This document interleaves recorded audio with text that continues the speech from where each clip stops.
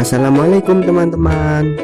Perkenalkan, saya Ahmad Ari Saiful Majid, mahasiswa IAIN Kudus, program studi Tadris Ilmu Pengetahuan Sosial, yang akan menyampaikan materi tentang Peraturan Pemerintah Nomor 19 Tahun 2017 dengan tema sertifikasi pendidik.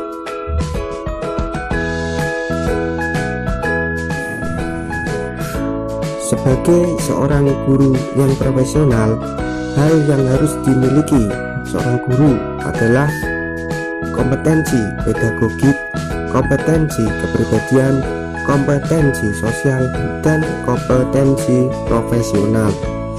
Keempat, kompetensi bersifat holistik dan merupakan suatu kesatuan yang menjadi ciri guru profesional untuk menjamin pelayanan pendidikan yang bermutu sesuai dengan tuntutan perkembangan zaman. Maka peningkatan kompetensi ini merupakan suatu proses yang berkelanjutan.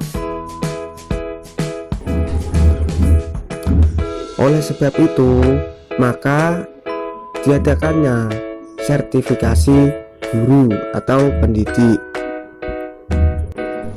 agar pendidikan di tanah air dapat meningkat sesuai dengan perkembangan zaman.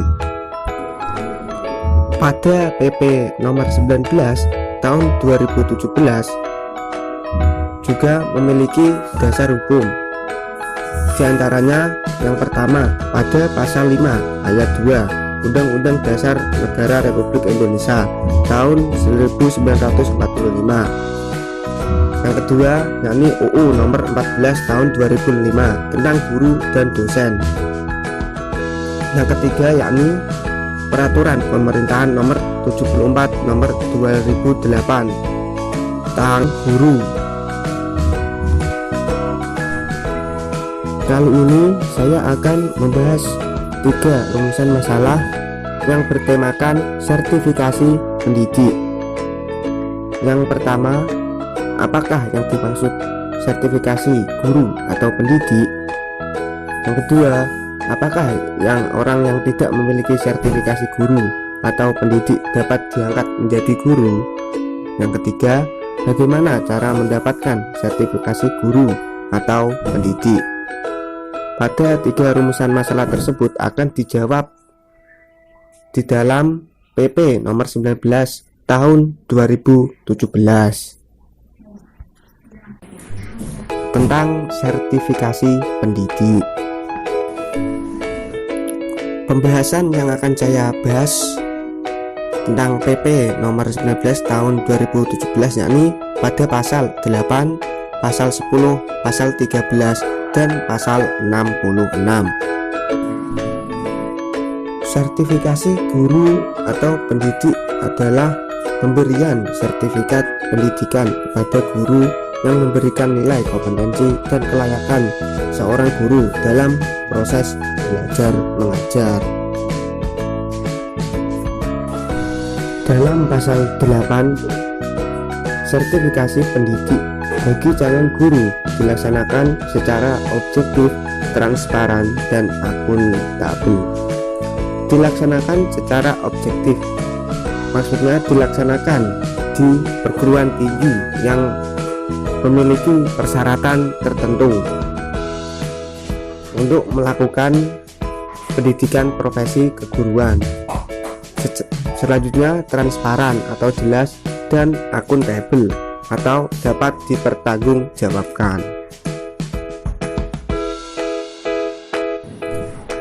Selanjutnya, dalam pasal 10 ayat 1, sertifikat pendidik ditetapkan oleh pemimpin perguruan tinggi. Jadi untuk mendapatkan sertifikat pendidik harus melalui pendidikan profesi keguruan di perguruan tinggi yang sudah memiliki syarat tertentu. Ayat kedua, sertifikat pendidik sebagaimana dimaksud pada ayat 1 diregistrasi oleh menteri. Jadi kita melakukan pendidikan di perguruan tinggi dan yang meregistrasikan yaitu menteri. Ayat ketiga, sertifikat mendidik sah berlaku bagi guru untuk melaksanakan tugas setelah mendapatkan nomor registrasi guru. Jadi ketika kita sudah sah mendapat nomor registrasi guru. Ayat 4, calon guru dapat memperoleh lebih dari satu sertifikat mendidik, tetapi hanya diberi satu nomor registrasi guru. Jadi sertifikat boleh lebih, tapi setiap orang hanya satu nomor registrasi guru saja. Selanjutnya pada pasal 13 ayat pertama, perguruan tinggi penyelenggara pendidikan profesi harus memenuhi kriteria. Yang pertama, memiliki program studi yang relevan dan terakreditasi paling rendah B atau sebutan lain yang setara. Yang kedua, memiliki pendidik dan tenaga kependidikan yang sesuai dengan standar nasional pendidikan tinggi. Yang ketiga, memiliki sarana dan prasarana pembelajaran yang memadai sesuai dengan standar nasional pendidikan tinggi.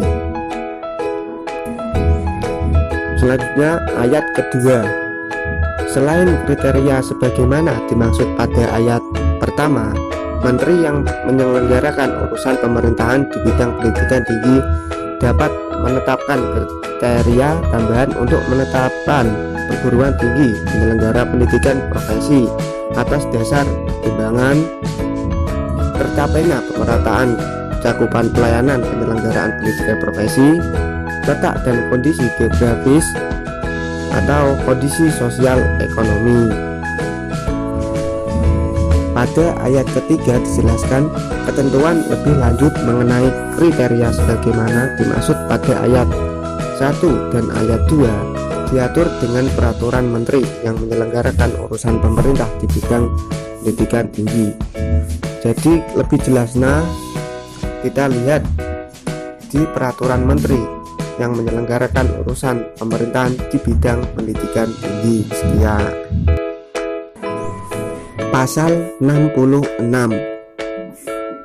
ayat pertama, bagi guru dalam jabatan yang diangkat sampai dengan akhir tahun 2015 dan sudah memiliki kualifikasi akademik S1 atau D4 tetapi belum memperoleh sertifikasi pendidik dapat memperoleh sertifikat pendidik melalui pendidikan profesi guru.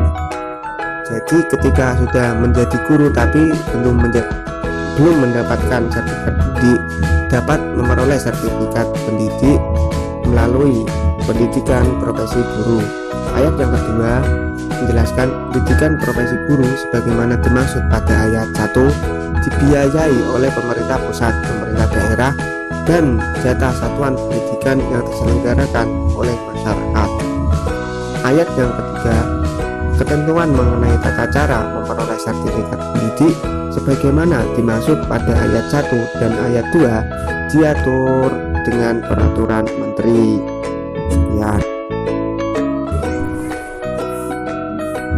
Sekian penyampaian materi dari saya, semoga dapat bermanfaat, dan saya Ahmad Ari Saiful Majid mengucapkan maaf yang besar-besarnya jika ada tutur kata yang salah. Sekian, terima kasih. Wassalamualaikum warahmatullahi wabarakatuh.